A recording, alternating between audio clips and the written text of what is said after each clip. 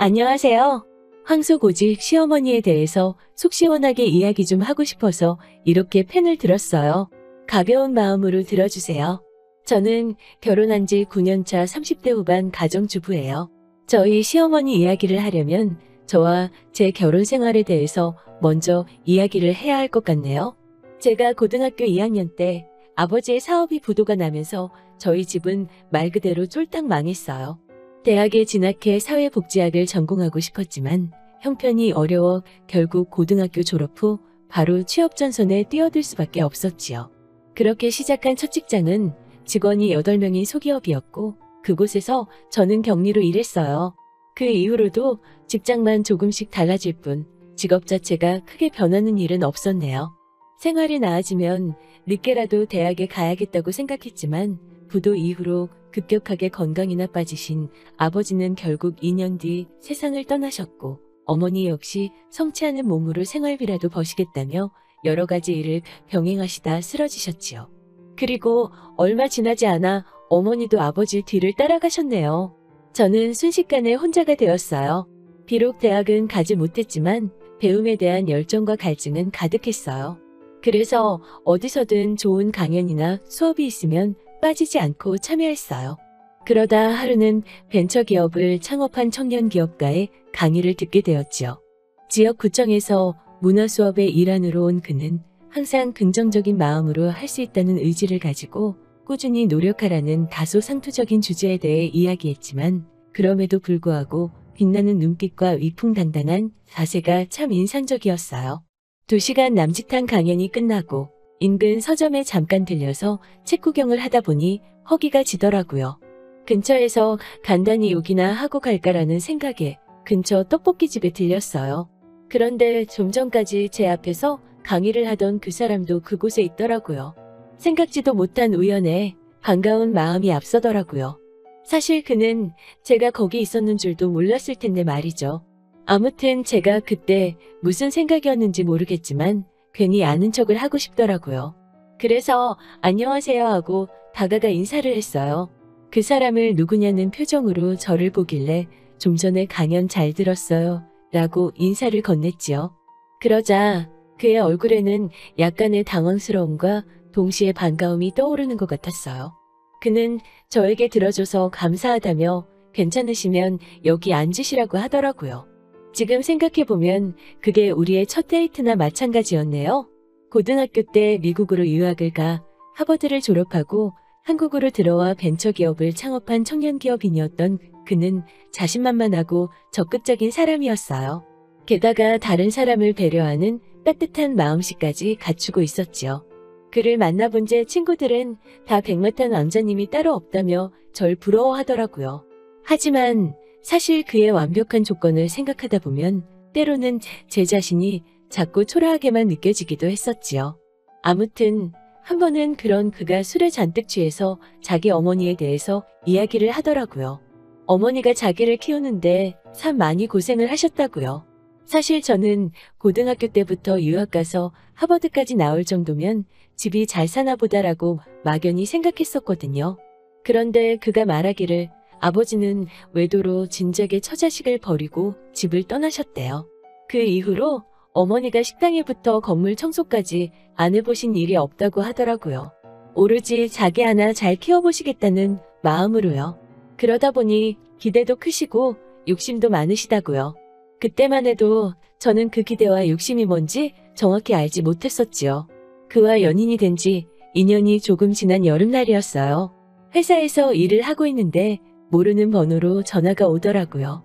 평소라면 모르는 번호는 잘 받지 않는데 마침 기다리던 전화가 있었거든요.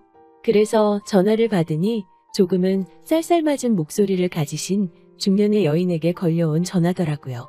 박성훈 여자친구 전화번호가 맞습니까? 라고 묻길래 누구시냐고 물었지요. 그러자 나 박성훈 엄마 되는 사람입니다. 잠깐 만날 수 있을까요? 라고 하더라고요. 저는 알겠다고 대답은 했지만 사실 순간 깜짝 놀라고 긴장한 탓에 지금도 정확히 뭐라고 대답했는지 기억이 나질 않아요.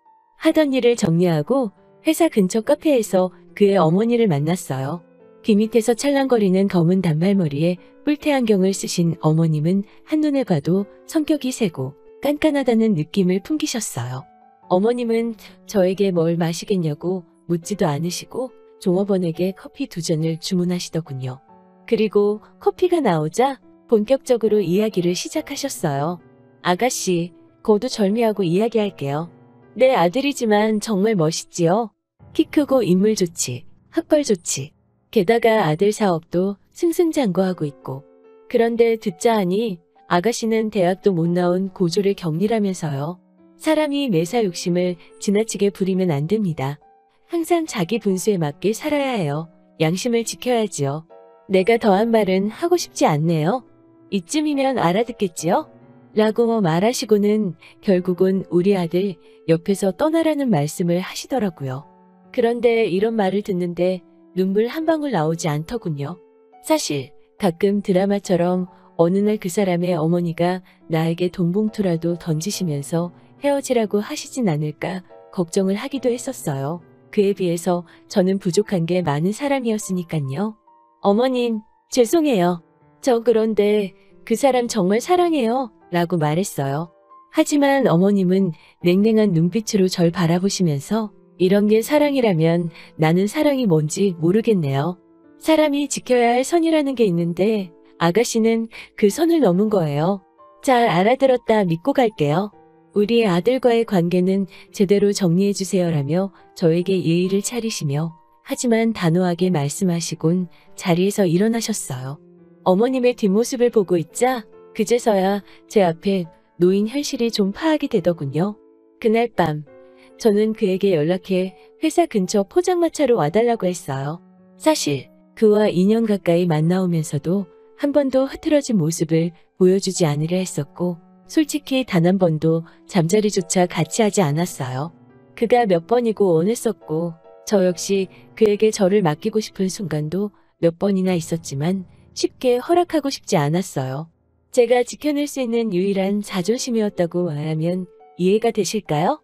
하지만 어머님을 만났던 그날만큼은 그에게 모든 걸 털어놓고 기대고 싶어지더라고요. 그가 오기를 기다리며 혼자 닭발과 소주를 시켜놓고 한 잔 두 잔 홀짝거리고 있었어요. 그리고 혼자서 소주 한 병을 거의 다 끝냈을 무렵 그가 도착했어요. 이런 제 모습을 처음 본 그는 크게 놀랐는지 무슨 일이냐고 묻더라고요. 걱정과 염려가 담긴 그의 눈빛을 보니 울음이 터져나왔어요. 저는 그의 어깨에 기대 오늘은 같이 있고 싶다고 말했지요.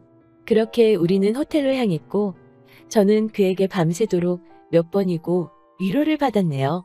비록 어머님이 헤어지라고 말씀하셨지만 그게 말처럼 그렇게 쉽나요? 어머님과의 만남 이후로는 하루하루 살얼음판을 걷는 기분으로 그와 만나고 있었어요. 다니던 직장도 그만두고 그의 회사에서 일을 돕기 시작했어요. 그리고 2달 정도 지났을 무렵 저는 제가 임신했다는 사실을 알게 됐어요.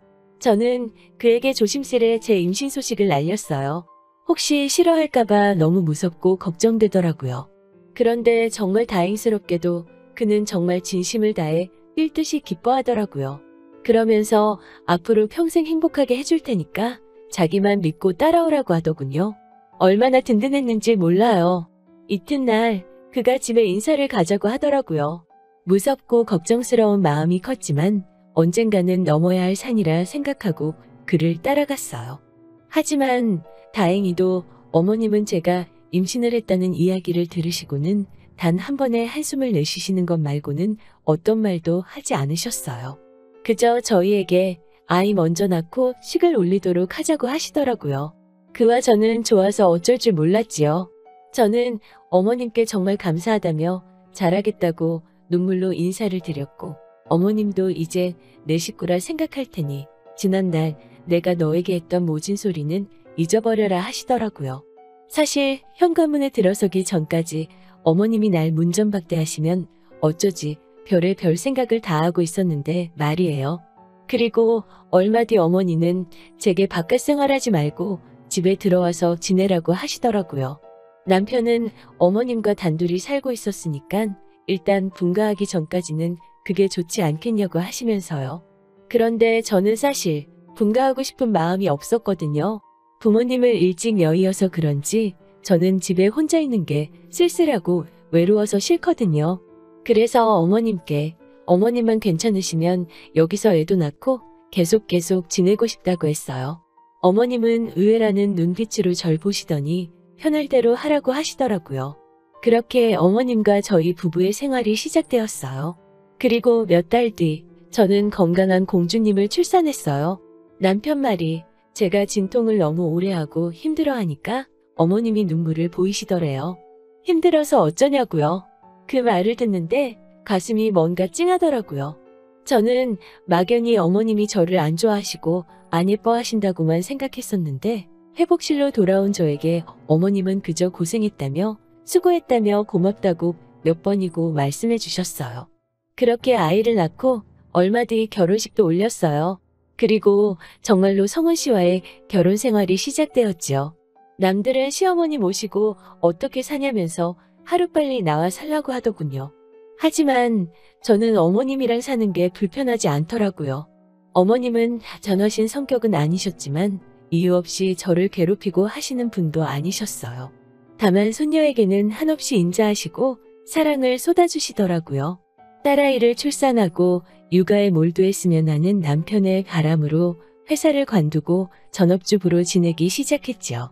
그렇게 순탄한 하루하루가 흘러가 어느덧 8년이란 시간이 흘렀어요. 남편의 사업은 안정세에 들어섰고 딸아이도 벌써 9살이었지요. 하루는 집에서 청소를 하고 있는데 집으로 전화가 오더라고요. 왠지 기분 나쁜 느낌의 전화를 받고 싶지 않아서 주저하고 있으니 어머님이 전화 안 받고 뭐 하냐고 뭐라 하시더라고요. 지금도 생각하면 참 이상해요. 정말 찝찝한 기분이었거든요.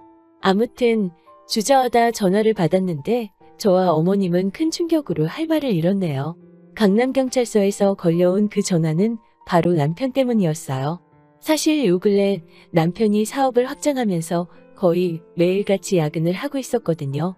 저는 그러다 큰일 난다고 일 좀 줄이라고 몇 번이나 말했었지만 남편은 물 들어올 때 노져야 한다면서 이번 것만 따내면 정말 대박이라고 하더라고요. 그러면서 식사도 걸러가면서 회사 일에 매진하는 걸 알고 있었어요. 그런데 결국 허무하게도 남편은 회사 사무실에서 급성 심근경색으로 쓰러져 사망했다고 하더라고요. 혼자서 있었던 탓에 발견도 늦어 어떻게 손써볼 겨를도 없이 떠났다는 거예요.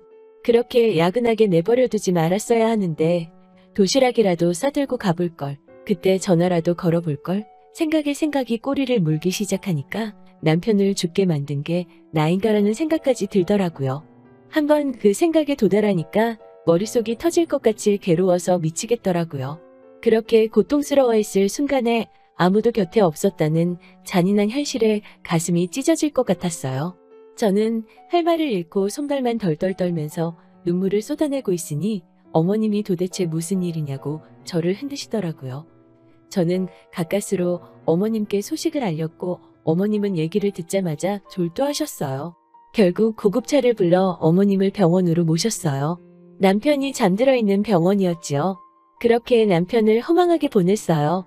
장례식이 끝나고 돌아온 집에서 어머님은 기력 없이 쓰러져 계시더라고요. 차마 지켜보고만 있을 수는 없어서 죽을 끓여서 어머님 방으로 갔어요. 방문을 여니 액자 속 남편의 얼굴을 품에 안으시곤 오열을 하고 계시더라고요.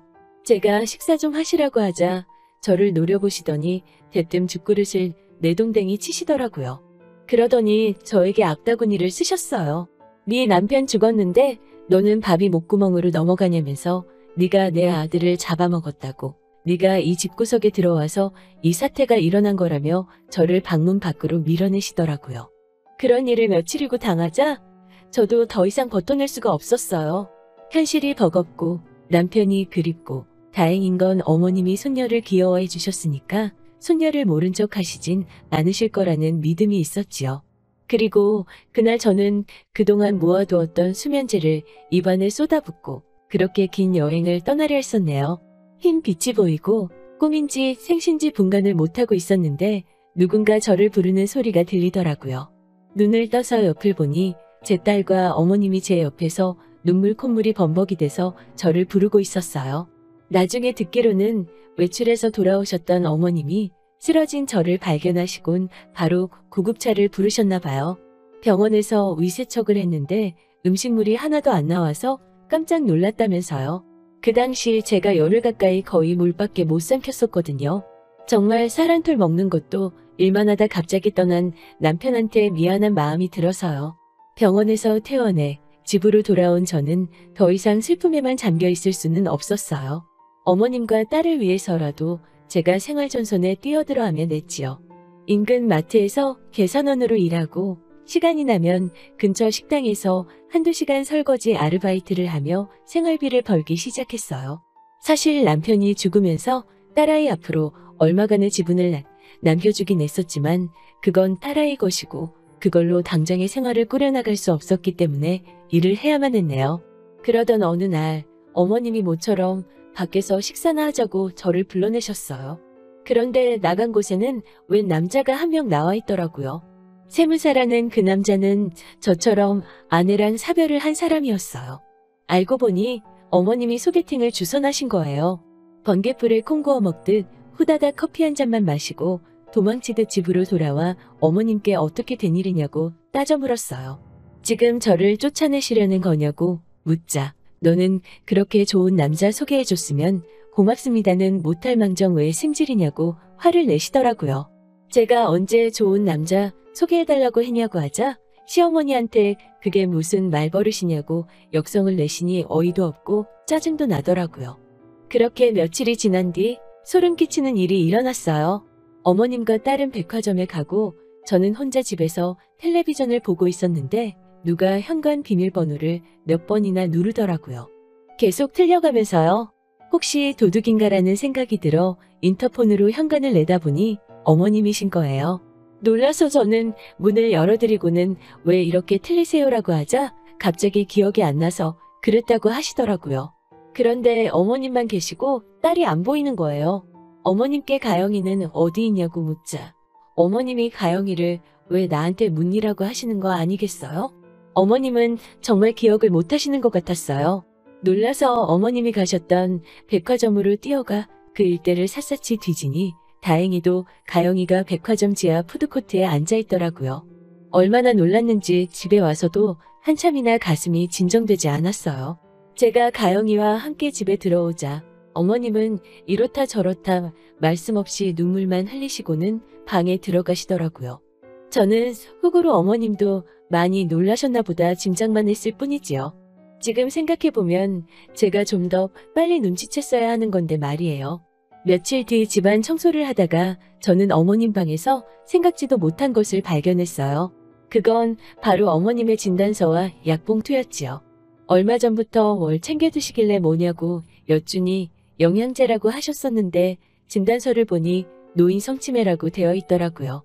어머님이 그동안 보이신 이상한 행동들은 어머님의 치매 증상이었던 거지요. 그저 먹고 사는데 급급해서 어머님의 변화도 빨리 눈치채지 못했던 제 자신이 어찌나 바보 같고 속상하던지요. 하지만 어머님은 그 사실을 저에게 알리고 싶지 않으셨는지 그 약봉지를 옷장 바닥 구석에 밀어넣어 숨겨두셨더라고요. 어머님의 자존심을 지켜드리고자 저도 그 자리에 다시 넣어놓고 아무런 내색도 하지 않았어요. 그렇게 어머니와 저희 연극이 시작되었네요. 그러던 어느 날 아침 별일 없으신가 하고 어머님 방에 갔더니 소변으로 이불이 흥건하더라고요. 어머님은 저를 보고 어쩔 줄 몰라 하시고요.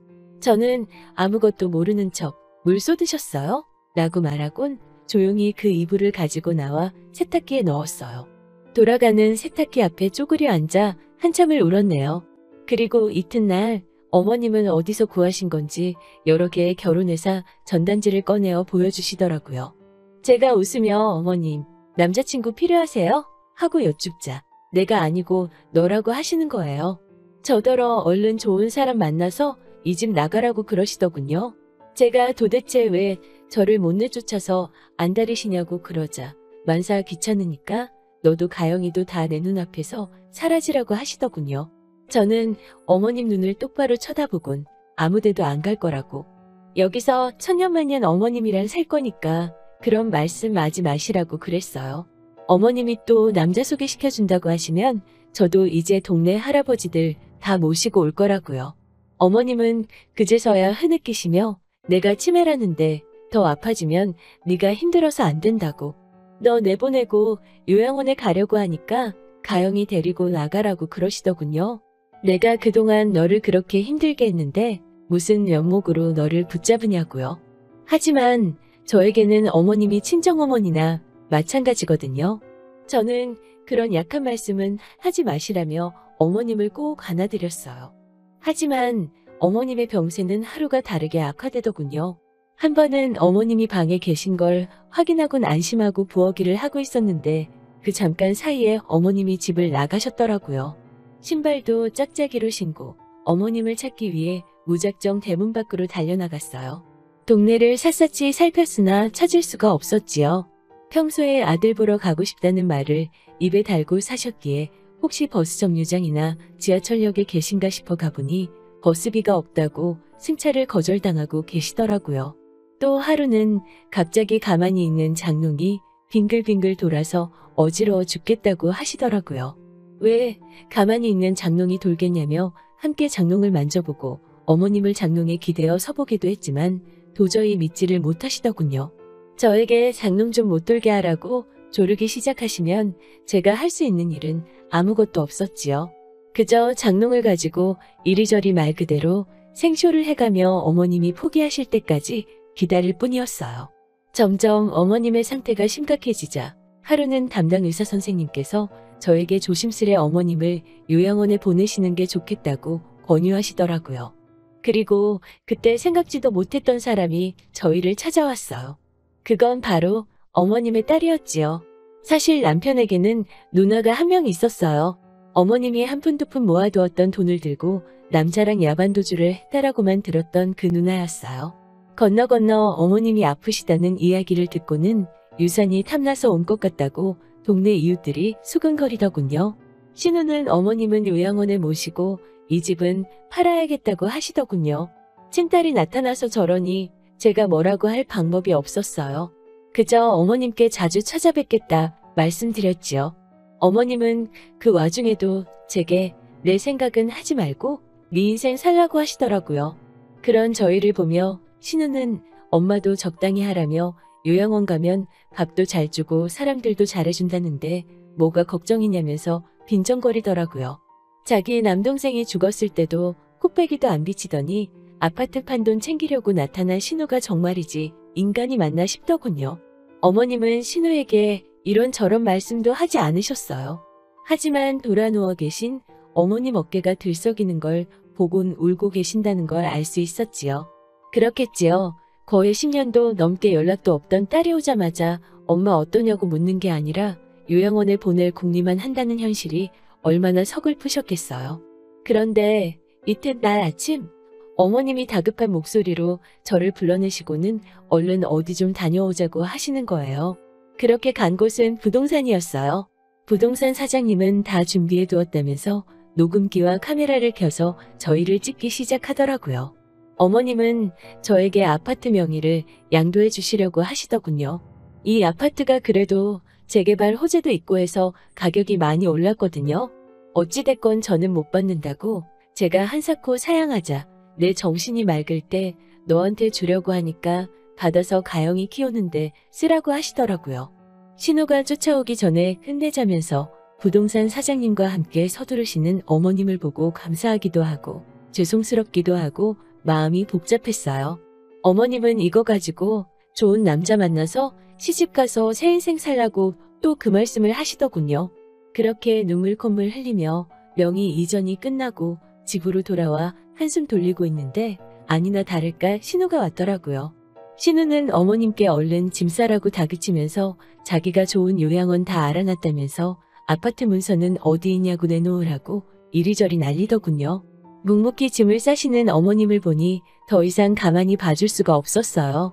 저는 신우 앞을 막아서곤 신우에게 당장 이 집에서 나가라고 소리쳤어요. 어머님한테도 짐 싸지 마시라고 했지요.